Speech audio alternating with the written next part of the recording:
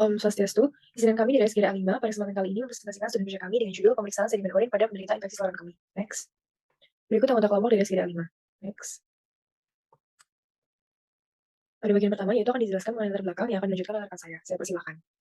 Perkenalkan, nama saya Nimadelia Manestiawati dengan 3 digit tim terakhir 110. Di sini saya akan menjelaskan mengenai latar belakang di mana kualitas atau kuantitas urin yang dikeluarkan manusia itu akan menjadi penegak diagnosis suatu penyakit. Hal tersebut dibuktikan melalui urinalisis atau urinalisa, di mana salah satu metode urinalisa ini adalah sedimen urin yang menganalisis kandungan organik dan anorganik dalam urin.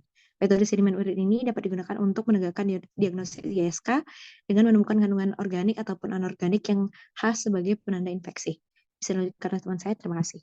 Baik, selanjutnya perkenalkan nama saya Muhammad Yanur Reza dengan digit terakhir 096. Di sini saya akan menjelaskan mengenai rumusan masalah. Yang pertama yakni apakah definisi dari ISK, yang kedua apakah definisi dan fungsi dari pemeriksaan sedimen urin, dan yang ketiga bagaimana ISK berpengaruh terhadap urin pasien, dan yang terakhir apakah gambaran umum, etiologi, patologis, dan diagnosis dari ISK.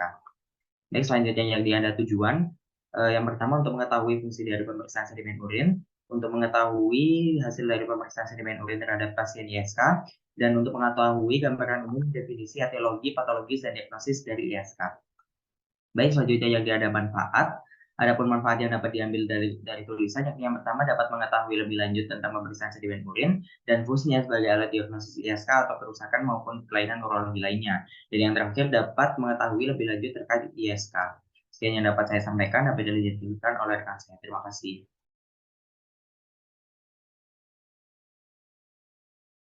Baik, jadi di sini perkenalkan nama saya Yakub Theodorus Angin Indus Junior dengan 3 digit yang terakhir 121. Jadi di sini saya akan menjelaskan definisi. Urinary tract infection (UTI) atau infeksi saluran kemih (ISK) merupakan sebuah infeksi yang biasanya disebabkan oleh mikroorganisme yang dapat mempengaruhi bagian organ dari sistem saluran kemih. Menderita penyakit ISK pada wanita pada umumnya lebih tinggi dibandingkan pria. Secara umum, ISK terbagi menjadi 2 jenis, yaitu ISK pada bagian atas atau upper UTI dan ISK pada bagian bawah atau lower UTI. Baik, perkenalkan saya Alinor Farika dengan 3 digit terakhir. Sesuatu tempat akan menjelaskan epidemiologi infeksi saluran kemih. Prevalensi dari ISK terkait perawatan medis dapat mencapai 12,9% di Amerika Serikat dan 19,6% di Eropa.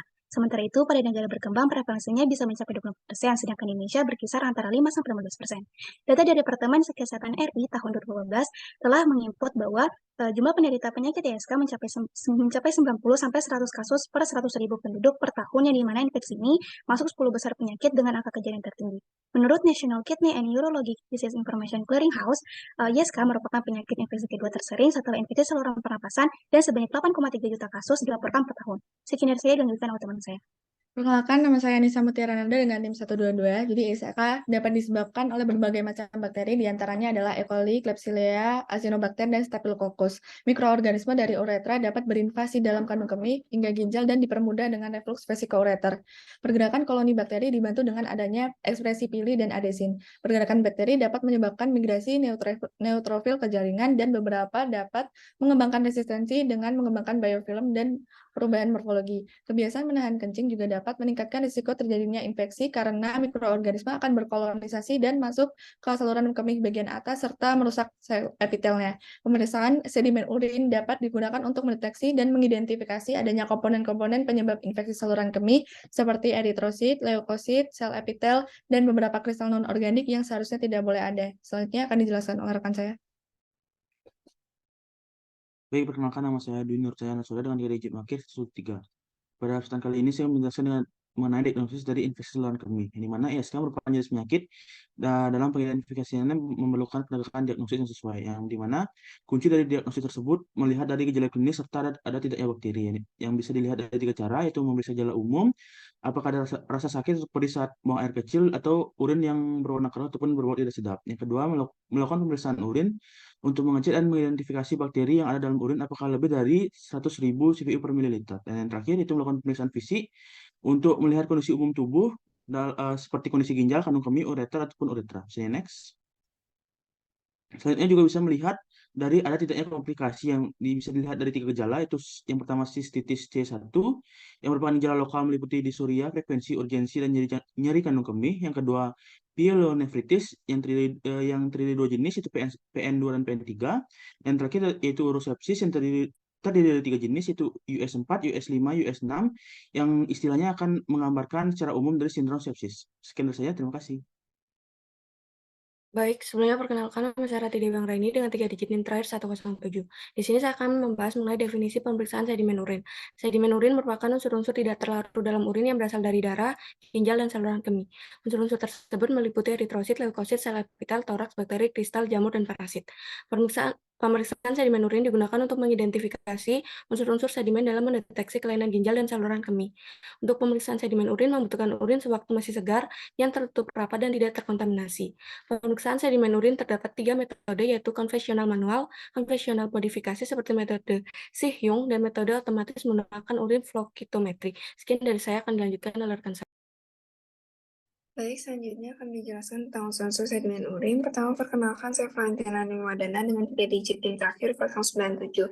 Unsur-unsur terdiri dari organik dan non-organik, di mana organik adalah sedimen urin yang berasal dari suatu jaringan, sedangkan non-organik adalah sebaliknya. Non-organik sendiri dibagi menjadi kristal normal dan kristal abnormal dalam tubuh, di mana kristal normal tersebut adalah kristal asam urat, kristal kalsium oksalat, kristal amorf, kristal tripofosfat, dan kristal kalsium karbonat. Sedangkan untuk kristal abnormal adalah sistin, leusin, tirosin. Kemudian untuk slide selanjutnya adalah kolesterol dan kristal bilirubin. Dapat dilanjutkan oleh rekan selanjutnya. Baik, perkenalkan nama saya Nia Mana Yurogita Megaswari dengan 3 digit NIM akhir 120. Di sini saya akan menjelaskan faktor yang mempengaruhi hasil pemeriksaan sedimen urin. Jadi pada tubuh manusia dewasa biasanya memproduksi urin sekitar 1.500 ml dalam kurun waktu 24 jam. Namun pada pemeriksaan kali ini menggunakan sedimen urin yang masih segar sebelum 1 jam setelah dikeluarkan. Jika adanya penundaan harus dimasukkan ke lemari pembeku yang bersuhu 2-4 jam 2-4 derajat Celcius yang bertujuan untuk menghambat terjadinya kerusakan. Jika sampel urin berada di suhu ruang, maka akan mempengaruhi bentuk dari urin tersebut. Pada pemeriksaan kali ini, volume urin yang dibutuhkan standarnya itu adalah 12 ml. Namun pada pemeriksaan pada pasien infeksi saluran kemih dibagi menjadi 3, yaitu 8 ml, 10, 12 ml. Yang dimana guna untuk melihat perbandingan volume dari urin tersebut. Sekian dari saya, dapat dilanjutkan oleh teman saya. Baik, izin melanjutkan, namun sebelumnya perkenalkan nama saya Elbos Fitri Ardiawan dengan 3 digit terakhir 109. Secara mikroskopis, pemeriksaan sedimen urin dengan sampel yang kurang dari 1 jam atau segera, dengan sampel yang lebih dari 1 jam tidak ditemukan perbedaan yang signifikan. Berdasarkan hasil pemeriksaan dua perlakuan tersebut, ditemukan leukosit, eritrosit, dan sel epitel yang serupa. Next.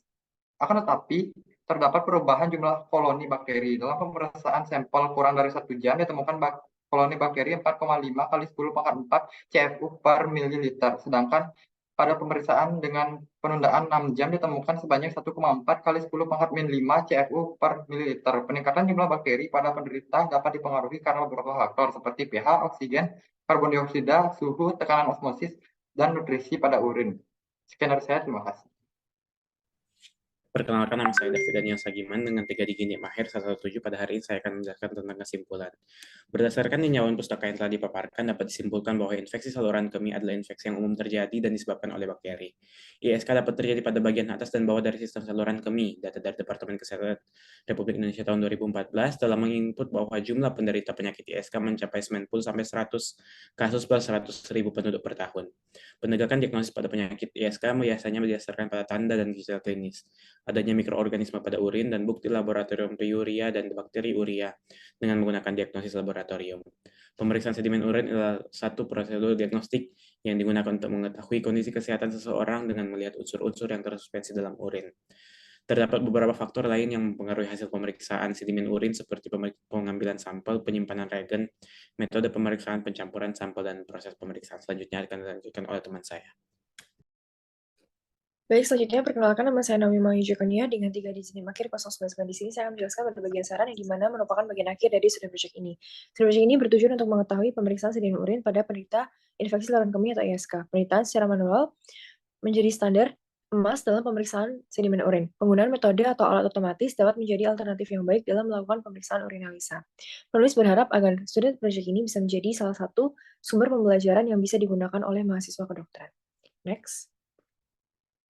Berikut referensi yang kami gunakan dalam menyusun studi project ini. Next. Baik, sekian dari presentasi dari kelompok SGD A5, dan terima kasih. Om, Santi, Om.